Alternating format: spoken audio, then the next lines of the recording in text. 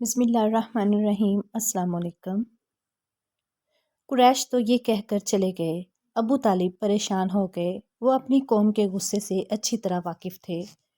دوسری طرف وہ اس بات کو پسند نہیں کر سکتے تھے کہ کوئی بھی شخص حضور نبی کریم صلی اللہ علیہ وآلہ وسلم کو رسوا کرنے کی کوشش کرے۔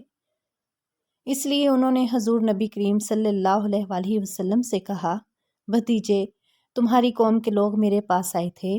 انہوں نے مجھ سے یہ کہا ہے، اس لیے اپنے اوپر اور مجھ پر رحم کرو اور مجھ پر ایسا بوجھ نہ ڈالو جس کو میں اٹھا نہ سکوں۔ ابو طالب کی اس گفتگو سے نبی اکرم صلی اللہ علیہ وآلہ وسلم نے خیال کیا کہ اب چچا ان کا ساتھ چھوڑ رہے ہیں، وہ بھی اب آپ کی مدد نہیں کرنا چاہتے، آپ کی حفاظت سے ہاتھ اٹھا رہے ہیں۔ اس لیے آپ نے فرمایا، چچا جان، اللہ کی قسم، اگر یہ لوگ میرے دائیں ہاتھ پر سورج اور بائیں پر چاند رکھ دیں اور یہ کہیں کہ میں اس کام کو چھوڑ دوں تو بھی میں ہرگز اسے نہیں چھوڑوں گا، یہاں تک کہ خود اللہ تعالیٰ اس کو ظاہر فرما دیں۔ یہ کہتے ہوئے آپ کی آواز بھرا گئی، آپ کی آنکھوں میں آنسو آ گئے، پھر آپ اٹھ کر جانے لگے، لیکن اسی وقت ابو طالب نے آپ کو پکارا، بھتیجے ادھر آؤ۔ آپ ان کی طرف مڑے تو انہوں نے کہا، جاؤ بھتیجے، جو دل چاہے کہو، اللہ کی قسم میں تمہیں کسی حال میں نہیں چھوڑوں گا۔ جب قریش کو اندازہ ہو گیا کہ ابو طالب آپ کا ساتھ چھوڑنے پر تیار نہیں ہیں تو وہ عمارہ بن ولید کو ساتھ لے کر ابو طالب کے پاس آئے اور بولے، ابو طالب، یہ عمارہ بن ولید ہیں، قریش کا سب سے زیادہ بہادر، طاقتور اور سب سے زیادہ حسین نوجوان ہے۔ تم اسے لے کر اپنا بیٹا بنا لو اور اس کے بدلے میں اپنے بھتیجے کو ہمارے حوالے کر دو، اس لیے کہ وہ تمہارے اور تمہارے باپ دادا کے دین کے خلاف جا رہا ہے۔ اس نے تمہاری قوم میں پھوٹ ڈال دی ہے اور ان کی عقلیں خراب کر دی ہیں۔ تم اسے ہمارے حوالے کر دو تاکہ ہم اسے قتل کر دیں۔ انسان کے بدلے میں ہم تمہیں انسان دے رہے ہیں۔ قریش کی یہ بیہودہ تجویز سن کر ابو طالب نے کہا، اللہ کی قسم، یہ ہرگز نہیں ہو سکتا۔ کیا تم یہ سمجھتے ہو کہ کوئی اونٹنی اپنے بچے کو چھوڑ کر کسی دوسرے بچے کی آرزومند ہو سکتی ہے؟ ان کا جواب سن کر مطعم بن عدی نے کہا، ابو طالب، تمہاری قوم نے تمہارے ساتھ انصاف کا معاملہ کیا ہے اور جو بات تمہیں پسند ناپسند ہے اس سے چھٹکارے کے لیے کوشش کی ہے۔ اب میں نہیں سمجھتا کہ اس کے بعد تم ان کی کوئی اور پیشکش قبول کرو گے۔ جواب میں ابو طالب بولے، اللہ کی قسم، انہوں نے میرے ساتھ انصاف نہیں کیا بلکہ تم سب نے مل کر مجھے رسوا کرنے اور میرے خلاف گٹھ جوڑ کرنے کے لیے یہ سب کچھ کیا ہے۔ اس لیے اب جو تمہارے دل میں آئے کر لو۔ بعد میں یہ شخص یعنی عمارہ بن ولید حبشہ میں کفر کی حالت میں مرا، اس پر جادو کر دیا گیا تھا۔ اس کے بعد یہ وحشت زدہ ہو کر جنگلوں اور گھاٹیوں میں مارا پھرا کرتا تھا۔ اسی طرح دوسرا شخص مطعم بن عدی بھی کفر کی حالت میں مرا۔ غرض جب ابو طالب نے قریش کی یہ پیشکش بھی ٹھکرا دی تو معاملہ حد درجے سنگین ہو گیا۔ دوسری طرف ابو طالب نے قریش کے خطرناک ارادوں کو بھانپ لیا۔ انہوں نے بنی ہاشم اور بنی عبد المطلب کو بلایا، ان سے درخواست کی کہ سب مل کر آپ کی حفاظت کریں، آپ کا بچاؤ کریں۔ ان کی بات سن کر سوائے ابو لہب کے سب تیار ہو گئے۔ ابو لہب نے ان کے ساتھ نہ دیا، یہ بدبخت سختی کرنے اور آپ کے خلاف آواز اٹھانے سے باز نہ آیا۔ اسی طرح جو لوگ آپ پر ایمان لے آئے تھے، ان کی مخالفت میں بھی ابو لہب ہی سب سے پیش تھا۔ آپ کو اور آپ کے ساتھیوں کو تکالیف پہنچانے میں بھی یہ قریش سے بڑھ چڑھ کر تھا۔ آپ کو تکالیف پہنچانے کے سلسلے میں حضرت عباس رضی اللہ عنہ ایک واقعہ بیان کرتے ہیں۔ فرماتے ہیں، ایک روز میں مسجد حرام میں تھا کہ ابو جہل وہاں آیا اور بولا، میں خدا کی قسم کھا کر کہتا ہوں، اگر میں محمد کو سجدہ کرتے ہوئے دیکھ لوں تو میں ان کی گردن مار دوں۔ حضرت عباس رضی اللہ عنہ فرماتے ہیں، یہ سن کر میں فوراً نبی کریم صلی اللہ علیہ وآلہ وسلم کی طرف گیا اور آپ کو بتایا کہ ابو جہل کیا کہہ رہا ہے۔ نبی اکرم صلی اللہ علیہ وآلہ وسلم یہ سن کر غصے کی حالت میں باہر نکلے اور تیز تیز چلتے مسجد الحرام میں داخل ہو گئے، یہاں تک کہ گزرتے وقت آپ کی دیوار کی رگڑ لگ گئی۔ اس وقت آپ سورۃ العلق کی آیت 1 اور 2 پڑھ رہے تھے، اے پیغمبر، اپنے اپنے رب کا نام لے کر قرآن پڑھا کیجیے، اور جس نے مخلوقات کو پیدا کیا، جس نے انہیں خون کے لوتھڑے سے پیدا کیا۔ تلاوت کرتے ہوئے آپ اس سورت کی آیت 6 تک پہنچ گئے۔ سچ مچ بے شک کافر کافی حد سے نکل جاتا ہے، یہاں تک کہ آپ نے سورت کا آخری حصہ پڑھا جہاں سجدے کی آیت ہے اور اس کے ساتھ ہی آپ سجدے میں گر گئے۔ اسی وقت کسی نے ابو جہل سے کہا، ابو الحکم، یہ محمد سجدے میں پڑے ہیں۔ یہ سنتے ہی ابو جہل فوراً آپ کی طرف بڑھا، آپ کے نزدیک پہنچا، لیکن پھر اچانک واپس آ گیا۔ لوگوں نے حیران ہو کر پوچھا، ابو الحکم کیا ہوا؟ جواب میں اس نے اور زیادہ حیران ہو کر کہا، جو میں دیکھ رہا ہوں کیا تمہیں وہ نظر نہیں آ رہا؟ اس کی بات سن کر لوگ اور زیادہ حیران ہوئے اور بولے، تمہیں کیا نظر آ رہا ہے ابو الحکم؟ اس پر ابو جہل نے کہا، مجھے اپنے اور ان کے درمیان آگ کی ایک خندق نظر آ رہی ہے۔ اسی طرح ایک دن ابو جہل نے کہا، اے گروہ قریش، جیسا کہ تم دیکھ رہے ہو محمد تمہارے دین میں عیب ڈال رہا ہے، تمہارے معبودوں کو برا بھلا کہہ رہا ہے، تمہاری عقلوں کو خراب بتا رہا ہے اور تمہارے باپ داداؤں کو گالیاں دے رہا ہے۔ اس لیے میں خدا کے سامنے عہد کرتا ہوں کہ کل میں محمد کے لیے اتنا بڑا پتھر لے کر بیٹھوں گا جس کا بوجھ وہ برداشت نہیں کر سکیں گے۔ جو ہی وہ سجدے میں جائیں گے میں وہ پتھر ان کے سر پر دے ماروں گا۔ اس کے بعد تم لوگوں کو اختیار ہے، چاہو تو اس معاملے میں میری مدد کرنا اور مجھے پناہ دینا، چاہو تو مجھے دشمنوں کے حوالے کر دینا۔ پھر بنی عبد مناف میرا جو بھی حشر کریں۔ یہ سن کر قریش نے کہا، اللہ کی قسم ہم تمہیں کسی قیمت پر دغا نہیں دیں گے، اس لیے جو تم کرنا چاہتے ہو اطمینان سے کرو۔ دوسرے دن ابو جہل اپنے پروگرام کے مطابق بہت بھاری پتھر اٹھا لایا اور لگا نبی اکرم صلی اللہ علیہ وسلم کا انتظار کرنے۔ ادھر نبی اکرم صلی اللہ علیہ وسلم بھی عادت کے مطابق صبح کی نماز کے بعد وہاں تشریف لے آئے۔ اس وقت آپ کا قبلہ بیت المقدس کی طرف تھا۔ آپ نماز کے لیے رکن یمانی اور حجر اسود کے درمیان کھڑے ہوا کرتے تھے۔ کعبے کو آپ اپنے اور بیت المقدس کے درمیان کر لیا کرتے تھے۔ آپ نے آتے ہی نماز کی نیت باندھ لی۔ ادھر قریش کے لوگ اپنے اپنے گھروں میں بیٹھے انتظار کر رہے تھے، دیکھیں آج کیا ہوتا ہے، ابو جہل اپنے پروگرام میں کامیاب ہوتا ہے یا نہیں۔ پھر جو ہی آپ سجدے میں گئے، ابو جہل نے پتھر اٹھایا اور آپ کی طرف بڑھا۔ جیسے ہی وہ آپ کے نزدیک ہوا، ایک دم اس پر لرزہ طاری ہو گیا، چہرے کا رنگ اڑ گیا، گھبراہٹ کے عالم میں وہاں سے پیچھے ہٹ آیا۔ ادھر پتھر پر اس کے ہاتھ اس طرح جم گئے کہ اس نے چاہا ہاتھ اس پر سے ہٹا لے لیکن ہٹا نہ سکا۔ قریش کے لوگ فوراً اس کے گرد جمع ہو گئے اور بولے، ابو الحکم کیا ہوا؟ اس نے جواب دیا، میں نے رات کو تم سے جو کہا تھا اس کو پورا کرنے کے لیے میں محمد کی طرف بڑھا، مگر جیسے ہی ان کے قریب پہنچا ایک جوان اونٹ میرے راستے میں آ گیا۔ میں نے اس جیسا زبردست اونٹ آج تک نہیں دیکھا۔ وہ ایک دم میری طرف بڑھا جیسے مجھے کھا لے گا۔ جب اس واقعے کا ذکر نبی اکرم صلی اللہ علیہ وسلم سے کیا گیا تو آپ نے فرمایا، وہ جبرائیل علیہ السلام تھے، اگر وہ میرے نزدیک آتا تو وہ ضرور اسے پکڑ لیتے۔ ایک روز حضور نبی کریم صلی اللہ علیہ وسلم خانہ کعبہ میں نماز پڑھ رہے تھے کہ ابو جہل آپ کے پاس آیا اور بولا، کیا میں نے آپ کو اس سے منع نہیں کیا تھا؟ آپ جانتے نہیں میں سب سے بڑے گروہ والا ہوں۔ اس پر سورۃ العلق کی آیت 17 اور 18 نازل ہوئیں، سو یہ اپنے گروہ کے لوگوں کو بلا لے، اگر اس نے ایسا کیا تو ہم بھی دوزخ کے پیادوں کو بلا لیں گے۔ حضرت ابن عباس رضی اللہ عنہ فرماتے ہیں، اگر ابو جہل اپنے گروہوں کو بلاتا تو اللہ تعالیٰ عذاب کے فرشتے اسے پکڑ کر تہس نہس کر دیتے۔ ایک روز ابو جہل حضور نبی کریم صلی اللہ علیہ وسلم کے سامنے آیا اور آپ سے مخاطب ہوا، آپ کو معلوم ہے میں بدحا والوں کا محافظ ہوں اور میں یہاں ایک شریف ترین شخص ہوں۔ اس وقت اللہ تعالیٰ نے سورہ دخان کی آیت 49 نازل فرمائی۔ ترجمہ، چکھ تو بڑا معزز مکرم ہے۔ آیت کا یہ جملہ دوزخ کے فرشتے ابو جہل کو ڈالتے وقت پھنکارتے ہوئے کہیں گے۔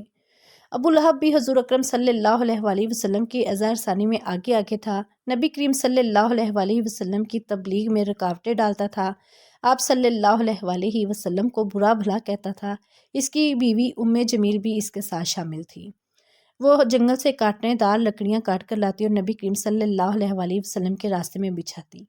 اس پر اللہ تعالیٰ نے سورۃ اللہب نازل فرمائی، اس میں ابو لہب کے ساتھ اس کی بیوی کو بھی عذاب کی خبر دی گئی۔ وہ غصے میں آگ بگولا ہو گئی، پتھر ہاتھ میں لیے آپ صلی اللہ علیہ وسلم کی طرف بڑھی۔ اس وقت آپ صلی اللہ علیہ وسلم کے ساتھ ابو بکر صدیق رضی اللہ عنہ تھے۔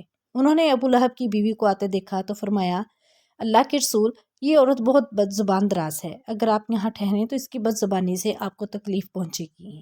ان کی بات سن کر حضور نبی کریم صلی اللہ علیہ وسلم نے فرمایا، ابو بکر فکر نہ کرو، وہ مجھے نہ دیکھ سکے گی۔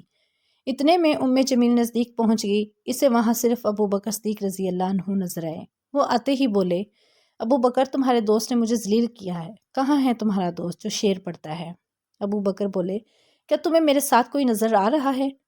کیوں، کیا بات ہے؟ مجھے تو تمہارے ساتھ کوئی نظر نہیں آ رہا۔ انہوں نے پوچھا، تم ان کے ساتھ کیا کرنا چاہتی ہو؟ جواب میں اس نے کہا، میں یہ پتھر اس کے منہ پر مارنا چاہتی ہوں، نعوذ باللہ۔ اس نے میری شان میں نازیبا شعر کہے ہیں۔ وہ سورہ لہب کی آیات کو شعر سمجھ رہی تھی۔ اس پر انہوں نے کہا، نہیں، اللہ کی قسم، وہ شاعر نہیں ہیں، وہ تو شعر کہتے ہیں اور جانتے ہیں نہ، انہوں نے تمہیں ذلیل کیا ہے۔ یہ سن کر وہ واپس لوٹ گئی۔ بعد میں ابو بکر صدیق رضی اللہ عنہ نے آپ صلی اللہ علیہ وآلہ وسلم سے پوچھا، اے اللہ کے رسول، وہ آپ کو دیکھ کیوں نہیں سکی؟ آپ نے ارشاد فرمایا، ایک فرشتے نے مجھے اپنے پروں میں چھپا لیا تھا۔ سبحان اللہ۔ ایک روایت کے مطابق آپ نے یہ جواب ارشاد فرمایا تھا، میرے اور اس کے درمیان ایک آڑ پیدا کر دی گئی تھی۔ ابو لہب کے ایک بیٹے کا نام عتبہ تھا اور دوسرے کا نام عتیبہ تھا۔ اعلان نبوت سے پہلے رسول کریم صلی اللہ علیہ وآلہ وسلم نے اپنی دو بیٹیوں حضرت رقیہ اور حضرت ام کلثوم رضی اللہ عنہا کا نکاح ابو لہب کے ان دونوں بیٹوں سے کر دیا تھا۔ یہ صرف نکاح ہوا تھا، ابھی رخصتی نہیں ہوئی تھی۔ اسلام کا آغاز ہوا اور سورہ لہب نازل ہوئی تو ابو لہب نے غصے میں آ کر اپنے بیٹوں سے کہا، اگر تم محمد کی بیٹیوں کو طلاق نہیں دو گے تو میں تمہارا چہرہ نہیں دیکھوں گا۔ چنانچہ ان دونوں نے انہیں طلاق دے دی۔ دیکھا جائے تو آپ صلی اللہ علیہ وآلہ وسلم کی بیٹیوں کے لیے اس میں حکمت تھی، گویا اللہ تعالیٰ نے چاہا کہ یہ پاک صاحبزادیاں عتبہ اور عتیبہ کے ہاں نہ جا سکیں۔ یہ رشتہ اسلام دشمنی کی بنیاد پر ختم کیا گیا، یعنی آپ دونوں چونکہ نبی کریم صلی اللہ علیہ وآلہ وسلم کی صاحبزادیاں تھیں، اس لیے یہ قدم اٹھایا گیا۔ اس موقع پر عتیبہ نبی اکرم صلی اللہ علیہ وآلہ وسلم کی خدمت میں حاضر ہوا اور اس نے آپ کی شان میں گستاخی کی۔ آپ صاحبزادیوں کی وجہ سے پہلے ہی غمگین تھے، ان حالات میں آپ نے اس کے حق میں بد دعا فرمائی، اے اللہ، اس پر اپنے کتوں میں سے ایک کتا مسلط فرما دے۔ عتیبہ یہ بد دعا سن کر وہاں سے لوٹ آیا۔ اس نے اپنے باپ ابو لہب کو سارا حال سنایا۔ اس کے بعد دونوں باپ بیٹا ایک قافلے کے ساتھ ملک شام کی طرف روانہ ہوئے۔ راستے میں یہ لوگ ایک جگہ ٹھہرے، وہاں قریب ہی ایک راہب کی عبادت گاہ تھی۔ راہب ان کے پاس آیا، اس نے انہیں بتایا، اس علاقے میں جنگلی درندے رہتے ہیں۔ ابو لہب یہ سن کر خوفزدہ ہو گیا۔ نبی کریم صلی اللہ علیہ وآلہ وسلم کی بد دعا یاد آ گئی۔ اس نے قافلے والوں سے کہا، تم لوگ میری حیثیت سے باخبر ہو اور یہ بھی جانتے ہو کہ میرا تم پر کیا حق ہے۔ انہوں نے ایک زبان ہو کر کہا، بے شک ہمیں معلوم ہے۔ ابو لہب یہ سن کر بولا، تب پھر تم ہماری مدد کرو، میں محمد کی بد دعا کی وجہ سے خوف زدہ ہو گیا ہوں، اس لیے تم لوگ اپنا سامان اس عبادت گاہ کی طرف رکھ کر اس پر میرے بیٹے کا بستر لگا دو اور اس کے چاروں طرف تم لوگ اپنے بستر لگا لو۔ ان لوگوں نے ایسا ہی کیا، یہی نہیں انہوں نے اپنے چاروں طرف اپنے اونٹوں کو بھی بٹھا دیا۔ اس طرح عتیبہ ان سب کے عین درمیان میں آ گیا۔ اب وہ سب اس کی پاس پانی کرنے لگے۔ ان تمام احتیاطی تدابیر کے باوجود حضور نبی کریم صلی اللہ علیہ وآلہ وسلم کی پیشگوئی پوری ہو گئی۔ نصف رات کے قریب ایک شیر وہاں آیا اور سوئے ہوئے لوگوں کو سونگنے لگا۔ ایک ایک کو سونگتے ہوئے آگے بڑھتا رہا، یہاں تک کہ وہ لمبی چھلانگ لگا کر عتیبہ تک پہنچ گیا۔ بس پھر کیا تھا، اس نے اسے چیر پھاڑ کر ہلاک کر ڈالا۔ تکالیف پہنچانے کا ایک اور واقعہ اس طرح پیش آیا کہ ایک روز آپ صلی اللہ علیہ وآلہ وسلم مسجد الحرام میں نماز پڑھ رہے تھے۔ قریب ہی کچھ جانور ذبح کیے گئے تھے۔ وہ لوگ اپنے بتوں کے نام پر قربانی کرتے تھے۔ ان جانوروں کی ایک اوجڑی ابھی تک وہیں پڑی تھی۔ ایسے میں ابو جہل نے کہا، کیا کوئی شخص ایسا ہے جس اوجڑی کو محمد کے اوپر ڈال دے؟ ایک روایت کے مطابق کسی نے کہا، کیا تم یہ منظر نہیں دیکھ رہے ہو؟ تم میں سے کون ہے جو وہاں جائے جہاں فلاں قبیلے نے جانور ذبح کیے ہیں؟ ان کا گوبر، لید، خون اور اوجڑی وہاں پڑے ہیں۔ کوئی شخص وہاں جا کر گندگی اٹھا لائے اور محمد کے سجدے میں جانے کا انتظار کرے، پھر جو ہی وہ سجدے میں جائیں وہ شخص گندگی ان کے کندھوں کے درمیان رکھ دے۔ تب مشرکوں میں سے ایک شخص اٹھا، اس کا نام عقبہ بن ابی معیط تھا۔ یہ اپنی قوم میں سب سے زیادہ بدبخت تھا۔ یہ گیا اور اوجڑی اٹھا لایا۔ جب آپ صلی اللہ علیہ وآلہ وسلم سجدے میں گئے تو اوجڑی آپ پر رکھ دی۔ اس پر مشرکین زور زور سے ہنسنے لگے، یہاں تک کہ وہ ہنسی سے بے حال ہو گئے اور ایک دوسرے پر گرنے لگے۔ ایسے میں کسی نے حضرت فاطمہ الزہرا رضی اللہ عنہا کو یہ بات بتا دی۔ وہ روتی ہوئی حرم میں آئیں۔ نبی کریم صلی اللہ علیہ وآلہ وسلم اسی طرح سجدے میں تھے اور اوجڑی آپ کے کندھوں پر تھی۔ سیدہ فاطمہ رضی اللہ عنہا نے اوجڑی کو آپ پر سے ہٹایا۔ اس کے بعد آپ سجدے سے اٹھے اور نماز کی حالت میں کھڑے ہو گئے۔ نماز سے فارغ ہو کر آپ صلی اللہ علیہ وآلہ وسلم نے ان لوگوں کے حق میں بد دعا فرمائی۔ اے اللہ تو قریش کو ضرور سزا دے، اے اللہ تو قریش کو ضرور سزا دے، اے اللہ تو قریش کو ضرور سزا دے۔ قریش جب مارے ہنسی کے لوٹ پوٹ ہو رہے تھے، یہ بد دعا سنتے ہی ان کی ہنسی کافور ہو گئی۔ اس بد دعا کی وجہ سے وہ دہشت زدہ ہو گئے۔ اس کے بعد آپ نے نام لے لے کر بھی بد دعا فرمائی۔ اے اللہ تو عمرو بن حشام کو سزا دے، یعنی ابو جہل کو، عقبہ بن ابی معیط اور امیہ بن خلف کو سزا دے۔ حضرت عبداللہ بن مسعود رضی اللہ عنہ کہتے ہیں، اللہ کی قسم آپ صلی اللہ علیہ وآلہ وسلم نے جن جن قریشیوں کے نام لیا تھا، میں نے انہیں غزوہ بدر میں خاک و خون میں لتھڑا ہوا دیکھا، اور پھر ان کی لاشوں کو ایک گڑھے میں پھینک دیا گیا۔ اسی طرح کا ایک واقعہ حضرت عثمان غنی رضی اللہ عنہ نے اس طرح بیان فرمایا ہے۔ ایک روز نبی کریم صلی اللہ علیہ وآلہ وسلم طواف فرما رہے تھے۔ اس وقت آپ کا ہاتھ حضرت ابو بکر رضی اللہ عنہ کے ہاتھ میں تھا۔ حجر اسود کے پاس 3 آدمی بیٹھے تھے۔ جب آپ حجر اسود کے پاس سے گزرے، ان کے قریب پہنچے تو ان تینوں نے آپ کی ذات بابرکت پر چند جملے کسے۔ ان جملوں کو سن کر آپ کو تکلیف پہنچی۔ تکلیف کے آثار آپ کے چہرے سے ظاہر ہوئے۔ دوسرے پھیرے میں ابو جہل نے کہا، تم ہمیں معبودوں کی عبادت کرنے سے روکتے ہو جنہیں ہمارے باپ دادا پوجتے آئے ہیں، لیکن ہم تم سے صلح نہیں کر سکتے۔ جواب میں آپ صلی اللہ علیہ وآلہ وسلم نے فرمایا، میرا بھی یہی حال ہے۔ پھر آپ آگے بڑھ گئے۔ تیسرے پھیرے میں بھی انہوں نے ایسا ہی کہا۔ پھر چوتھے پھیرے میں یہ تینوں یکدم آپ کی طرف جھپٹے۔ سیرت النبی ابھی جاری ہے۔ اگر آپ کو پسند آتی ہے تو ایک لائک کر دیا کریں، ایسے ہماری حوصلہ افزائی ہوتی ہے۔ باقی پڑھ لے کر بھی حاضر ہوتی ہوں۔